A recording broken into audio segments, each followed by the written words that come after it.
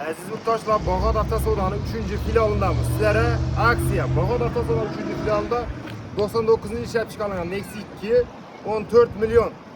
Tiko'nun bakasında metanı var, metanın surakan var. Genelde önceden çıkardı. 300 bin lira gidiyor. Düzeltemez avtomobilimiz. Balonları yengi halette trambiliyor polüks buralı. Maşının salon kısmı tutan basa. Görün dostlar. Çok güzel senede. Gentra roll koyulan. Görsen. Avtomobilimiz hürmetli arkadaşlar Bağat Avtosoda kullanılır. Şu manzara sakın ya konkret yutturdu. Motor kadoyları zor. Kuzu kına görseniz akıp yatkan cayı yok. Avtol miydi? Metanı surakan var. Hürmetli arkadaşlar haritramanda size gelip nakt esasında barter esasında harit kırşadı. Maşın kriter çıkmaydı lakin dostlar. Narkı 14 milyon 99. 300 bin yürüyen Nexi'ye bir. Aziz yurttaşlar gelen arasında bir maşallah keserde görüşleriz. Avtomobillerimiz köp. Hürmetli arkadaşlar sizlerden ki şu satır olan maşinler olsa alıp gelişsek naktanamız siz bilen gelişmece satıp veririz. Berçan'ın Bağat Avtosodanın 3. filialında küçük kanalımız. Rahmet güzel bu